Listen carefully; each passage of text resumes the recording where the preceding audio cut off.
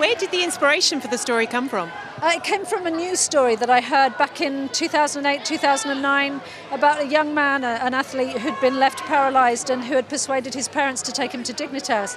And I couldn't understand the decision, and what I started to do was put myself in his shoes and then put myself in his parents' shoes and then maybe the shoes of someone who wanted to change his mind. I wanted to explore what happens when you don't agree with a fundamental choice that someone makes.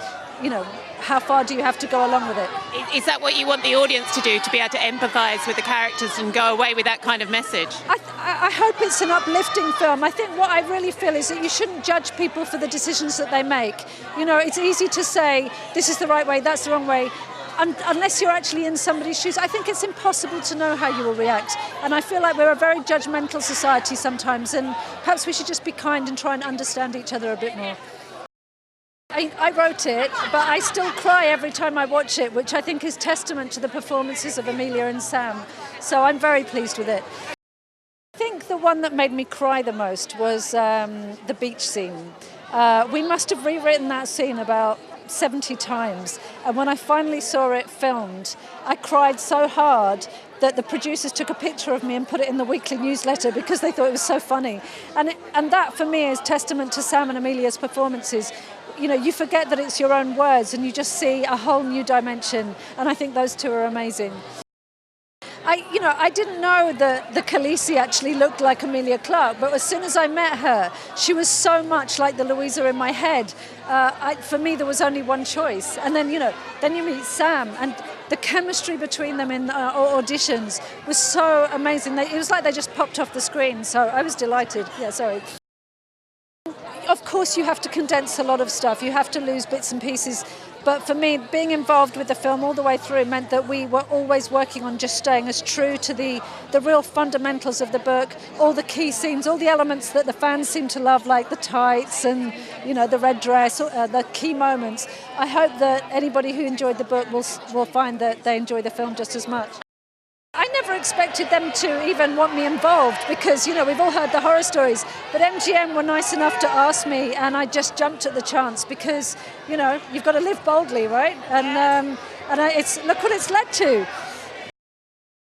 So I play Patrick, which is Louisa's boyfriend, and Patrick's kind of a bit self-absorbed. He's kind of obsessed with his own fitness and his own regimes, and he's got this big triathlon coming on which he's been training for, and he kind of is blissfully unaware of Louisa really, and what she needs and what her hopes and dreams are.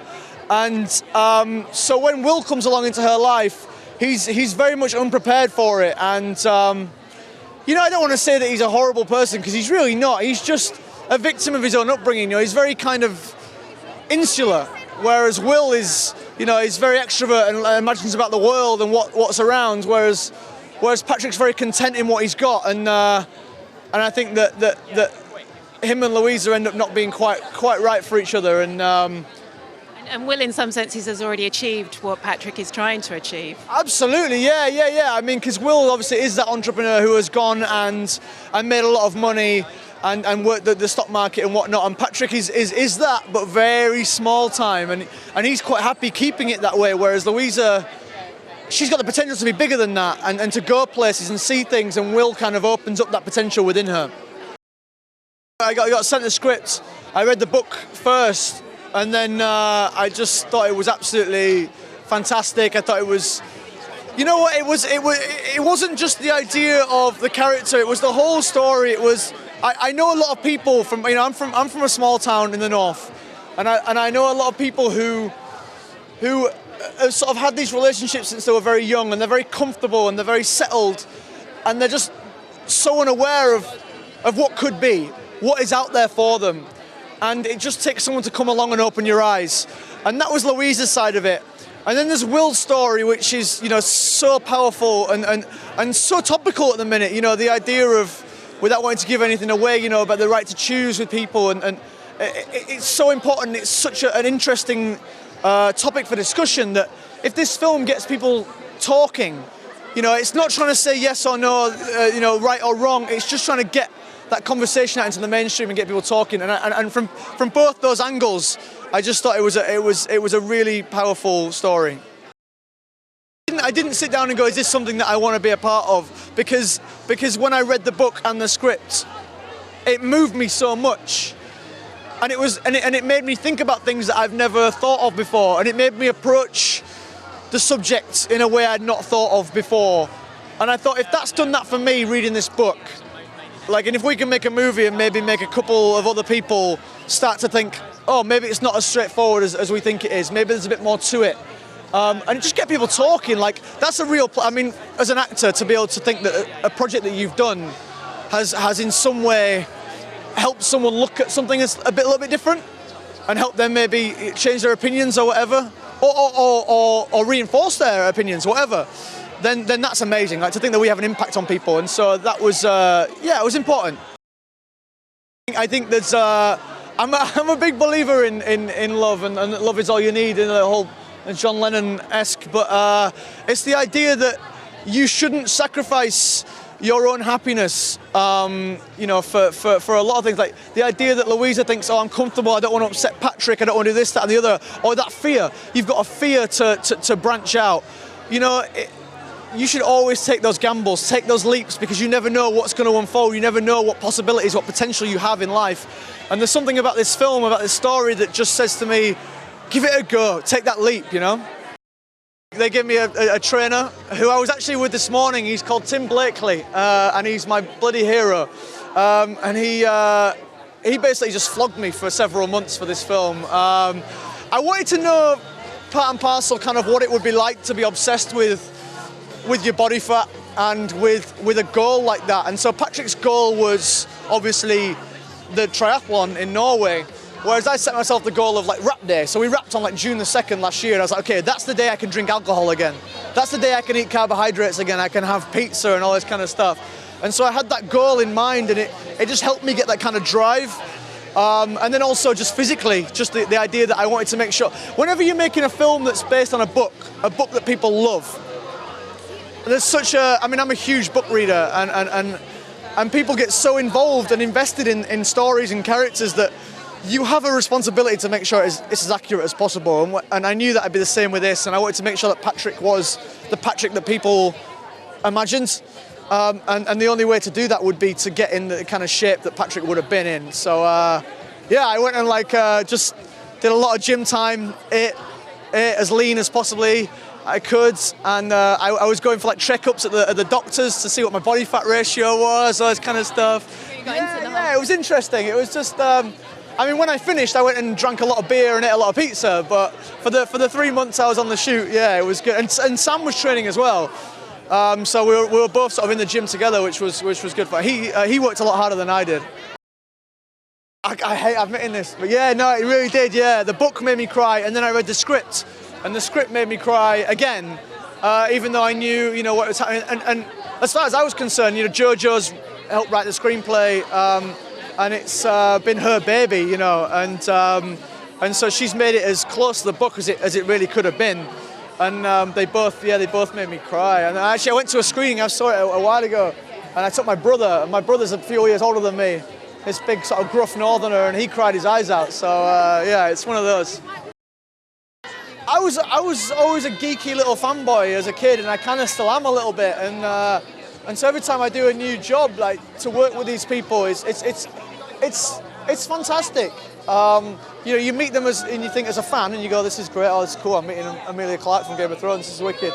But then you start to work with them on a professional level, and suddenly you go, wow, I'm working with Emilia Clarke and Sam Claflin, who have done, and Charles Dance, who've done these amazing projects and are talented actors.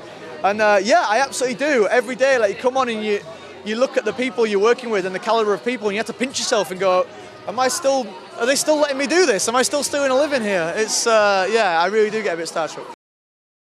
What attracted you to this film? Well, it was the story first. My wife, and actually pretty much every female friend that I've got has read the book. And so when I said, oh, I've got this audition for Me Before You, which actually I'd heard of it, but obviously I've not read it, I hadn't read it yet. They were like, oh my God, Me Before You, it's amazing. So I did the audition, and I was like, I'm going to do this, I'm going to get this. And I did it, and thankfully what I did worked, and we shot it in Wales, and it was amazing. So I play side, and he is the gentleman who actually, he's the man who gives Lou the job. So she comes to him, and she has a succession of bad jobs which she's completely inept at doing. And this job comes up to take care of Will, who's a quadriplegic. And I say, they're quite desperate. Do you want to do the job? And she's like, yeah, I'll take it. And then that sets up the premise for the film. So she was amazing. Like, she is superb. Like, she is the funniest, most charismatic. She's a firecracker. She's a really bubbly, crazy, anarchic woman. And we had such a laugh. Honestly, we had such an amazing time. And I'd love to work with her again. I mean, I keep going up for Game of Thrones, so hopefully one day, once I eventually land my audition for Game of Thrones, I'll work with her again in a different sphere.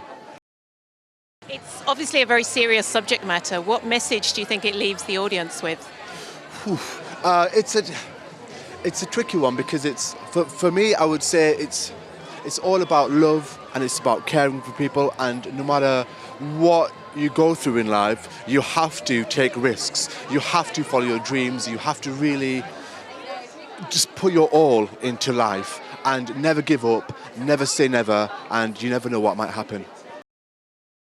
My character, well, she's lovely. I loved reading her, and then I loved playing her. And of course, you know, to be Emilia Clarke and Jenna Coleman's mum is a pretty good one to tick off as well. So, but it's, you know, I think it's such a wonderful story, and I think all of the characters within it play their role. And I suppose my character is the questioning voice within what happens in the movie, not wanting to give away too much, and that's important as well.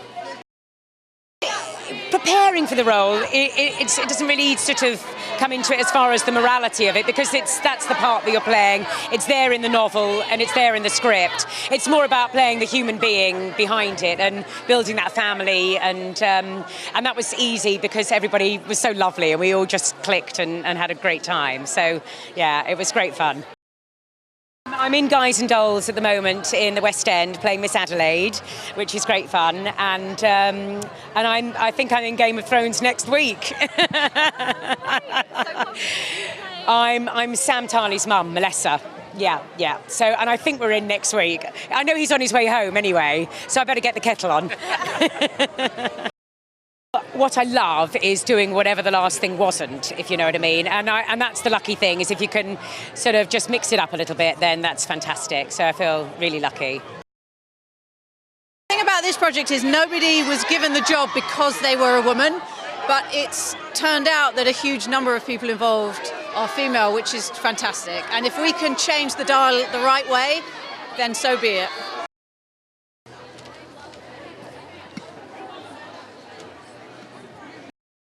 Put yourself into the character, or did you have to live up to expectations of the fans? So I've done it quite a few times in my career so far, and this is the only character that has been a loved character in a book that I haven't felt scared about taking on, because I felt so close to her that I kind of had I felt like I understood her, whereas with the other ones that I've played, they were a little more intimidating.